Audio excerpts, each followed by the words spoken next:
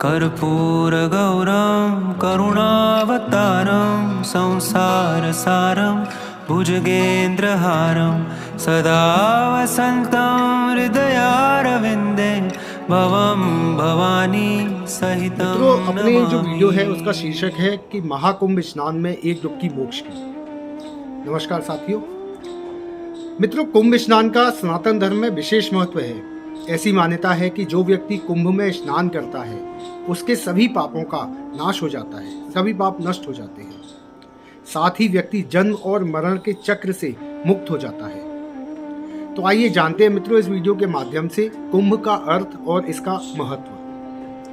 साथियों, धर्म शास्त्रों के अनुसार धर्म, अर्थ, काम, मोक्ष इन चारों दिव्य पुरुषार्थों को प्राप्त करना ही मानव जीवन का उद्देश्य है। जन्म और मृत्यु के 84 लाख चक्रों को पार करने के बाद दुर्लभ मानव शरीर प्राप्त होता है ताकि मनुष्य योनि में प्रभु की भक्ति कर मोक्ष पाकर जन्म और मरण के चक्र से मुक्ति मिल सके और मुक्ति के इस मार्ग को प्रशस्त कर अमरत्व प्रदान करता है कुंभ पर्व। कुंभ पर्व का आयोजन अनादिकाल से होता चला आ रहा है, जो केवल भारतवर्ष का ही नहीं अपितु पूरे विश्व के जनमानस की एकता, मानवता एवं आस्था का संगम है। भारतीय संस्कृति में जन्म से मृत्यु तक के सभी शुभ अशुभ संस्कारों में कुंभ यानी कि कलश को स्थापित करने के पश्चात ही देव पूजन कर्म करने का विधान है। कलश या घट कुंभ का पर्याय है। ज्योतिष शास्त्र में 12 राशियों में से एक राशि कुंभ है। साथियों, कुंभ का आध्यात्मिक अर्थ है ज्ञान का संचय करना। ज्ञान की प्राप्ति प्रकाश से होती है और कुंभ स्नान, दर्शन, पूजन से आत्म तत्व का बोध होता है। हमारे अंदर ब्रह्मांड की समस्त रचना व्याप्त है। ज्योतिष शास्त्र के अनुसार यत पिंडे तत् ब्रह्मांडे और तत् ब्रह्मांडे यत पिंडे, यानी कि जो मानव पिंड में है वही ब्रह्मांड में है और जो ब्रह्मांड में है वही मानव पिंड में है। कुंभ यानी कि घट, कुंभ घट का सूचक है और घट शरीर का, जिसमें घट घट व्यापी आत्मा का अमृत रस व्याप्त रहता है। यह मानव पिंड में निहित प्रतीकों में इसलिए व्याप्त है जिससे संत दर्शन, देव दर्शन आदि के माध्यम से मनुष्य अंतर्मुखी होकर चिंतन कर सके एवं समझ सके। कुंभ पर्व में जिस ऐतिहासिक कुंभ का स्मरण किया जाता है वह अमृत कुंभ सुधा कलश है, जिसके लिए वैदिक काल में प्रसिद्ध देवासुर संग्राम हुआ था। समुद्र मंथन से प्राप्त 14 रत्नों में से एक अमृत कुंभ था। इसी को प्राप्त करने के लिए देवताओं एवं असुरों में देवासुर संग्राम हुआ। माना जाता है कि समुद्र मंथन से जो अमृत कलश निकला था, उस कलश से देवता और राक्षसों के युद्ध के दौरान धरती पर अमृत झलक गया था।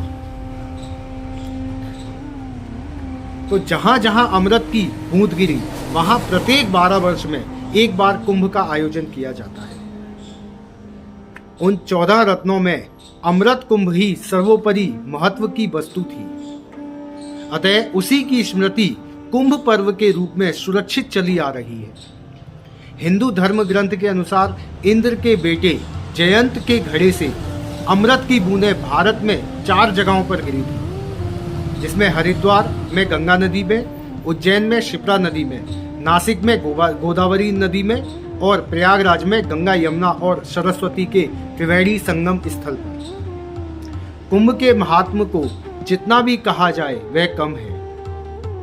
अश्वमेघ सहस्त्राणि वाजपेय शतानि च लक्ष प्रदक्षिणा भूमेः कुंभ स्नाने तत्फलम।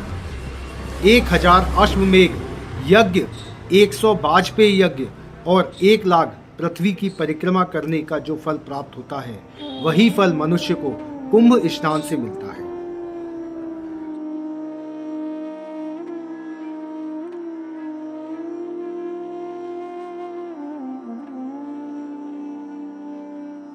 तो साथियों, प्रयागराज में 2025 में महाकुंभ के आयोजन के अवसर पर गंगा यमुना सरस्वती के पावन त्रिवेणी संगम पर असंख्य श्रद्धालु मोक्ष की डुबकी लगाएंगे।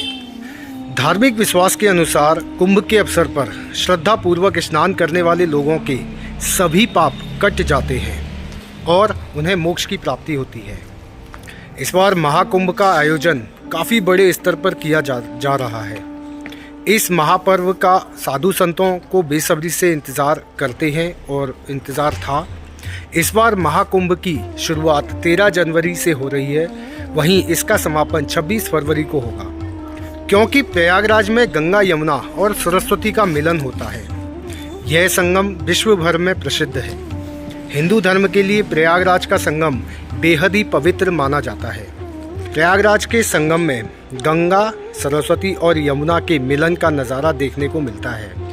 ऐसी धार्मिक मान्यता है कि महाकुंभ, कुंभ और अर्ध कुंभ के दौरान त्रिवेणी संगम में स्नान करने से जातक को मोक्ष की प्राप्ति होती है और पापों से छुटकारा मिलता है। तो साथियों, महाकुंभ के दौरान शाही स्नान को महत्वपूर्ण माना जाता है और शाही स्नान के लिए साधु एवं संत अधिक संख्या में स्नान करने के लिए वहां पहुंचते हैं, जिससे उन्हें पुण्य की प्राप्ति होती है। महाकुंभ में साधु और संत का स्नान सम्मान के साथ कराया जाता है। इसी वजह से इसे शाही स्नान कहा जाता है। साधु और संत के बाद श्रद्धालु त्रिवेणी में स्नान करते हैं। तो साथियों, आपको यह जानकारी कैसी लगी हमें कमेंट करके अवश्य बताएं। शाही स्नान की जो तिथियां हैं उनको हमारा जो ये वीडियो है इसके डिस्क्रिप्शन में आपको इसकी मिल जाएंगी कि कब कब शाही स्नान होने वाले हैं, और तो सारी डिटेल आपको वहां पर मिल जाएगी। आप डिस्क्रिप्शन में जाकर देख सकते हैं। मित्रों, वीडियो पसंद आई हो तो शेयर अवश्य करें और इसके साथ ही मित्रों हमारे चैनल ब्रज आस्था को सब्सक्राइब कर लें, क्योंकि हम इसी तरह की वीडियोस जो है डालते रहते हैं। तो इस वीडियो में फ़िलहाल इतना ही मित्रों, फिर मिलेंगे अगली वीडियो में। तब तक के लिए जय श्री कृष्णा, जय श्री राधे, नमस्कार।